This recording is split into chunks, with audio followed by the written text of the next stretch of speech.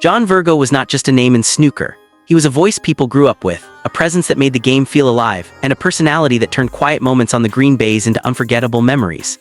For decades, he stood at the heart of snooker's biggest stages, first holding a cue and later holding a microphone. So when news broke that John Virgo had passed away at the age of 79, it didn't feel like the loss of a former player or commentator. It felt like the loss of someone familiar, someone who had been part of people's living rooms for generations. And immediately, one question followed the grief. How would the snooker world say goodbye? From private funeral arrangements to an overwhelming wave of tributes, this became the moment that marked the true end of an era. John Trevor Virgo was born on March 4, 1946 in Salford, England. His upbringing was modest, shaped by working-class values and long hours spent in local clubs where snooker tables were more common than dreams of global television fame. At that time, snooker was still growing, still finding its audience. Virgo learned the game the hard way. No shortcuts, no hype, just practice, patience, and persistence. He was never labeled a teenage prodigy, and that made his journey even more relatable. His rise came slowly, built on effort rather than expectation. When John Virgo turned professional in 1976, many thought his best years might already be behind him. Instead, he proved everyone wrong. Just 3 years later, he produced one of the most dramatic moments the sport had ever seen. The 1979 UK Championship final against Terry Griffiths is still talked about today. Penalized frames for arriving late, written off by many, Virgo refused to fold. He fought back frame by frame, shot by shot, eventually winning 14-13 in a finish that stunned the snooker world. That night didn't just give him a title, it gave him a permanent place in snooker history.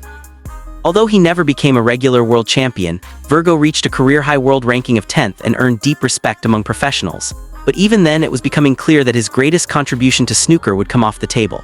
He had something rare, an ability to explain the game, feel the drama, and connect emotionally with an audience. Long before he picked up a commentary mic, he already understood how snooker should feel to those watching. As his playing career slowed, John Virgo stepped into broadcasting, and that is where his legacy truly exploded. With BBC Sport, he became one of the most recognizable voices in snooker history. His commentary was energetic but never careless, excited but never distracting. He could turn a safety exchange into tension and a single missed shot into a story. His famous phrases became part of snooker folklore, repeated by fans, players, and commentators alike. For millions of viewers, snooker didn't sound right without John Virgo. World Championship nights at the Crucible, marathon matches that stretched past midnight, moments of heartbreak and brilliance all carried his voice. He didn't just describe what was happening, he made viewers feel why it mattered. Casual fans felt welcomed. Serious fans felt understood. That balance is incredibly rare, and Virgo mastered it. His reach extended even further through television entertainment. On the BBC game show Big Break, John Virgo introduced snooker to households that might never have watched a professional match. The show blended humor and sport, and Virgo's relaxed, friendly nature made him instantly likable. Suddenly, he wasn't just a snooker commentator. He was a national television personality, someone recognized far beyond the sport itself. When John Virgo passed away in early February 2026, the reaction was immediate and emotional. The World Snooker Tour released a statement expressing deep sadness, calling him a legendary player and broadcaster whose contribution to the game was immeasurable. Fellow commentators struggled to find words. Former champions spoke about how much he had shaped the way snooker was presented to the world. Stephen Hendry and other leading figures described the loss as devastating. They said future broadcasts would feel different, quieter, incomplete, and these were not dramatic statements. For decades, Virgo had been part of snooker's soundtrack. His absence was felt instantly. Fans reacted just as strongly. Social media filled with clips of classic commentary moments, screenshots of old broadcasts, and deeply personal messages. Many spoke about watching snooker with parents or grandparents, hearing John Virgo's voice in the background while family sat together.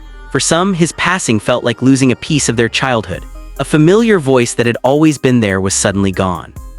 As tributes continued to pour in, attention slowly turned toward John Virgo's funeral. From the very beginning, it was made clear that his family wished to keep funeral arrangements private. No public service details, no dates, no locations were announced, and the snooker world respected that decision. There was no pressure for spectacle, no demand for cameras, just quiet understanding. Even without a public funeral, the farewell was powerful. Broadcasters replayed classic matches featuring Virgo's commentary. Tribute segments appeared during live tournament coverage. Online forums filled with memories, favorite quotes, and personal stories. Fans across generations shared how Virgo had helped them understand and love the game. This became a collective goodbye, not held in one building, but shared across screens and memories worldwide.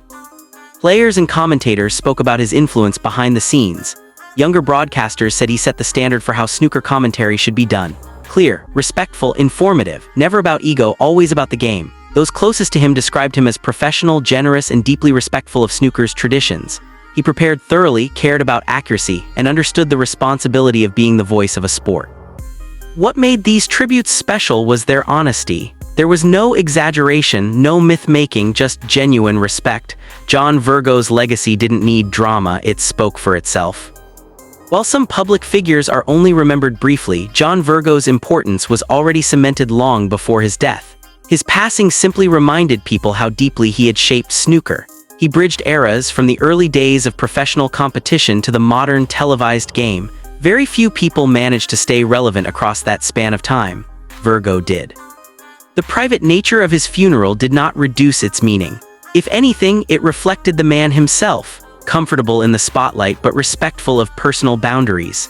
His family's choice ensured that his final farewell was dignified and focused on those closest to him, while the wider world honored him in its own way. In the days that followed, discussions turned to how his legacy would live on. Fans suggested tribute awards, special broadcasts, and continued celebration through archive footage.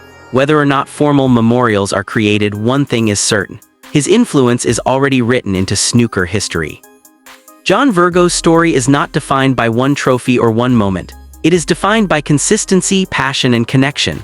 He succeeded as a player, he evolved as a broadcaster, and he became a cultural figure within the sport. His journey proves that greatness is not only about winning titles, but about how a sport is shared, explained, and loved.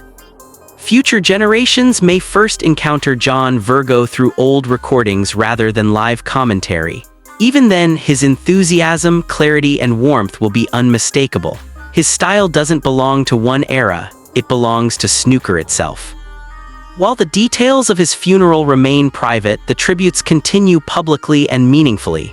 Every replayed match, every remembered phrase, every shared memory reinforces the same truth: John Virgo mattered. In the end, John Virgo's farewell was not defined by a public ceremony but by collective respect. His legacy lives on in the voices he inspired, the broadcasts he shaped, and the memories of fans who grew up with snooker playing softly in the background. He elevated the game without ever overshadowing it. John Virgo may no longer sit in the commentary box, but his influence still travels with every shot, every frame, and every Crucible night. And that is why his story continues to be watched, remembered, and respected right to the very end.